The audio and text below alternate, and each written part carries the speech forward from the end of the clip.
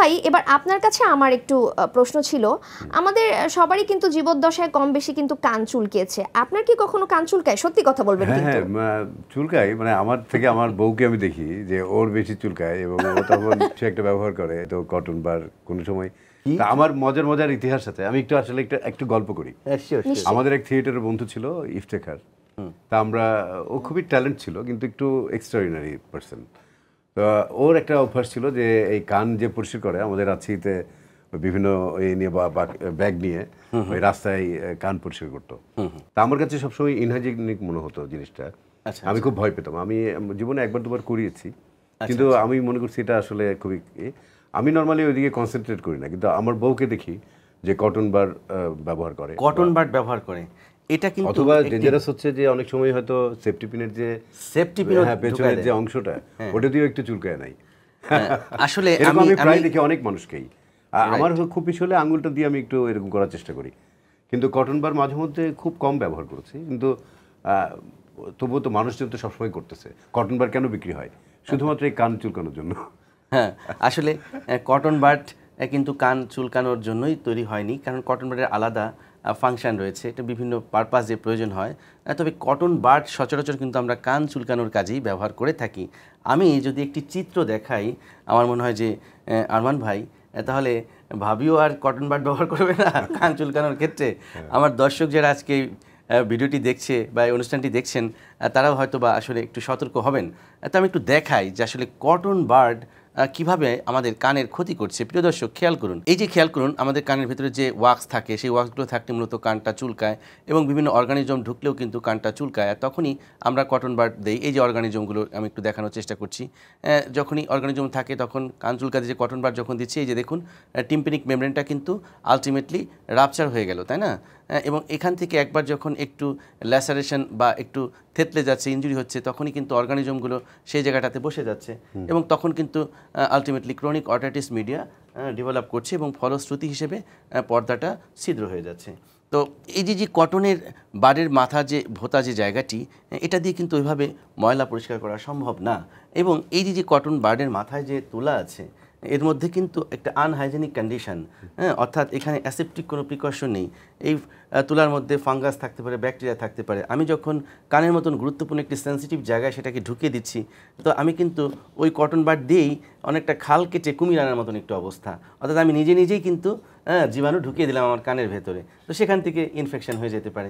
So এই জায়গাটাতে কিন্তু আমরা আপনাদেরকে বিনয়ের সাথে বলছি যে এই ধরনের কাজ করা থেকে আপনারা বিরত থাকবেন। তাহলে কান যদি চুলকায় তাহলে কিভাবে সেটাকে সমাধান করা যায়? কী কারণে চুলকায় সেই কারণটাকে আগে ফাইন্ড আউট করতে হবে। তো কারণের মধ্যে সিম্পল, কানের মধ্যে খৈল যদি জমে যায়, ওয়াক্স, ইম্প্যাক্টেড ওয়াক্স যদি জমে যায়, কানে খৈল তৈরি হয়, সেক্ষেত্রে কানের মধ্যে একটা ইরিটেশন হতে পারে। ব্যাকটেরিয়া, তারপর ফাঙ্গাস, যেটাকে আমরা বলছি অটোমাইকোসিস, এই ফাঙ্গাসগুলো যদি ভেতরে থাকে কানের মধ্যে ইরিটেশন দেয়, কান চুলকাবে। এবং যার অ্যালার্জিক প্রবলেম রয়েছে তারও কিন্তু কান চুলকাতে পারে। তো এই চুলকানি থামানোর জন্য মূলত এই কজটাকে ফাইন্ড আউট করতে হবে। আমরা প্রথমে এই চুলকানির কারণ অনুযায়ী ট্রিটমেন্ট দিয়ে থাকি। অ্যান্টিহিস্টামিন ভালো কাজ করে, কানের সুন্দর সুন্দর ড্রপ রয়েছে যেগুলো ফাঙ্গাসগুলোকে কিল করে দেয়, ব্যাকটেরিয়াগুলোকে কিল করে দেয়। তো আমি যদি ড্রপটা ব্যবহার করি, আমার তো চুলকানি বন্ধ হয়ে যাবে। আর যদি ইম্প্যাক্টেড ওয়াক্স বা কানে খোল জমে যায় বা ময়লা জমে যায়, সেটা বের করার জন্য কিন্তু অ্যাসেপ্টিক প্রিকশনে ডক্টরের চেম্বারে যে বের করতে হবে। কারণ আমাদের চেম্বারে আমরা কিছু ইনস্ট্রুমেন্ট ব্যবহার করে থাকি, ফরেন বডি হুক আছে, সাকশন ক্লিয়ারেন্সের জন্য আমাদের ইনস্ট্রুমেন্ট রয়েছে। আমরা কানের কাছে ধরবো, সুন্দর করে সাকশনের মাধ্যমে ময়লাগুলো চলে আসবে, খোলগুলো চলে আসবে। এবং টোটাল প্রসিডিউরটা একটা অ্যাসেপ্টিক প্রিকশন, অর্থাৎ জীবাণু যাতে কানের মধ্যে আমরা নিজেরা ঢুকিয়ে না দিই, এটা ডক্টররা সেই অ্যাসেপ্টিক প্রিকশন মেনটেন করে যখন পরিষ্কার করবে, তখন কিন্তু আপনার আর কান চুলকাবে না। স্যার, কানের খৈলের কথা যেটা আপনি বলছিলেন, আমি একটু মুরাদ ভাইয়ের কথা সূত্র ধরেও বলি, উনি কিন্তু ওনার বন্ধুর কথাও বলছিল, প্লাস উনি বলছে উনি নিজেও কিন্তু দুইবার আমরা দেখি রাস্তাঘাটে ফুটপাতে কিন্তু বাক্স নিয়ে বসে থাকে কান পরিষ্কার করার জন্য। তো এই ধরনের মানুষের কাছে যদি আমরা গিয়ে কান পরিষ্কার করি, এবং অনেকেই করছে স্যার, শিক্ষিত সমাজের অনেকেও করছে, এক্ষেত্রে আসলে কি ধরনের জটিলতা হতে পারে? এই যে যারা এই পরিষ্কারের কাজে জড়িত, তারা তো আসলে এই ভাইটাল স্ট্রাকচার সম্পর্কে তাদের ধারণা নেই, যে পর্দাটা কিভাবে কাজ করছে এবং কত সেন্সিটিভ জায়গায় সে কাজ করছে। তো আলটিমেটলি এই যে তারা যে ইনস্ট্রুমেন্টগুলো ব্যবহার করছে, সেটা কিন্তু আনহাইজেনিক। এখানে কিন্তু কোনো জীবাণুনাশক তারা ব্যবহার করছে না, যার ফলে হয় কি একটা ইনফেকশন ট্রান্সমিট করতে পারে। পাশাপাশি যে তারা তো ভাইটাল স্ট্রাকচার বুঝবে না যে পর্দার ঠিক কোন পর্যন্ত আমি যেতে পারবো। দেখা গেল যে অনভিজ্ঞ যে সে যদি একটা ইনস্ট্রুমেন্ট পর্দা ভেদ করে ঢুকিয়ে দেয়, সেক্ষেত্রে কিন্তু আমার পর্দাটা ইনজুরি হয়ে গেল। এবং এরকম ঘটনা ঘটেছে।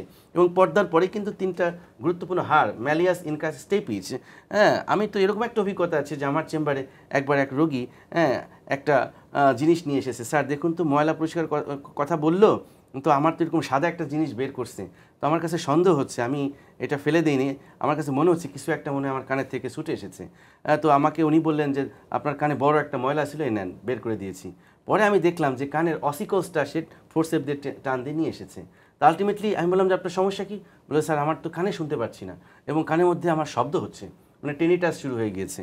তো এই যে একটা ডেঞ্জারাস ব্যাপার, অর্থাৎ ওই ফুটপাতের ওই লোকটি মনে করছে এটা একটা ময়লা, কিন্তু বস্তুতপক্ষে ওটা ছিল একটি কানের অসিকলস বা হাড়, যাতে করে তার শ্রবণটাই কিন্তু নষ্ট হয়ে গেছে। তাহলে দেখো কি ডেঞ্জারাস কাজটা আমরা করছি ভুল করে। আমার মনে হয় যে এই কথাগুলো এবং এই অনুষ্ঠানটি যদি দেখে মানুষ এই কাজটি করা থেকে বিরত থাকে, একদম, তবেই হবে এই অনুষ্ঠানের সার্থকতা। সত্যি কথা, দর্শক বন্ধুরা আপনারা অবশ্যই এইসব কর্মকাণ্ড থেকে বিরত থাকবেন।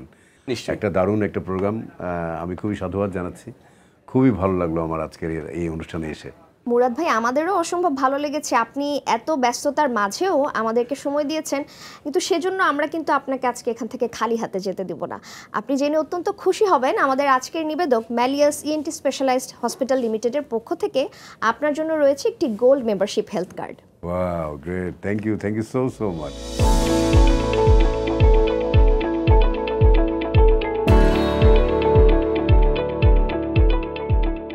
স্যার, আপনাকে অসংখ্য ধন্যবাদ বরাবরের মতো এত সুন্দর একটি আলোচনা আমাদের এবং দর্শকদের জন্য দেবার জন্য।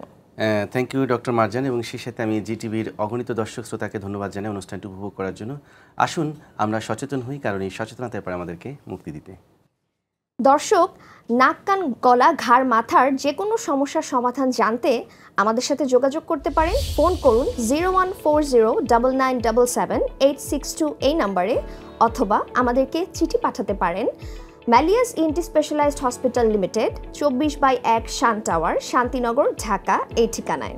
মুরাদ ভাই, আপনাকে অসংখ্য ধন্যবাদ আমাদের সাথে আজকে থাকবার জন্য। আমরা কিন্তু জানি আপনি যত চমৎকার অভিনয় করেন ততটাই চমৎকার কিন্তু আবৃত্তি করেন, সুতরাং আপনার কাছে আজকে 2টা লাইন না শুনে কিন্তু আমরা যাচ্ছি না। আমি একটা কবিতা পড়তেছি, মহাদেব সাহার লেখা, অসুস্থতা আমার নির্জন শিল্প। অসুস্থতা আমার নির্জন শিল্প, আমি তাকে দুঃখ ভরা নকশি কাঁথার মতো আমার শরীরে করেছি সেলাই।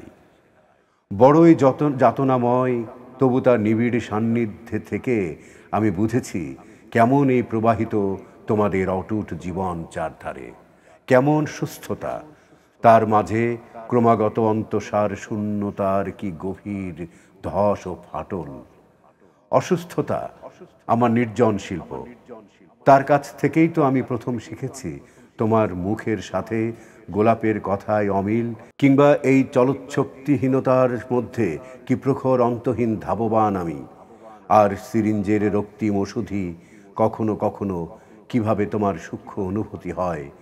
অসুস্থতাকে আমাকে দিয়েছ গাঢ় অবিমিশ্র এ এক কোন চেতনা, যতই তাকাই চোখ মেলে মনে হয় অসুস্থতা আমাকে দিয়েছ গাঢ়। ওষুধের এক একটি মৃদু ফোঁটা স্মৃতির ভিতরে রাত্রি দিন ঝরে কোনো বিরল শিশির।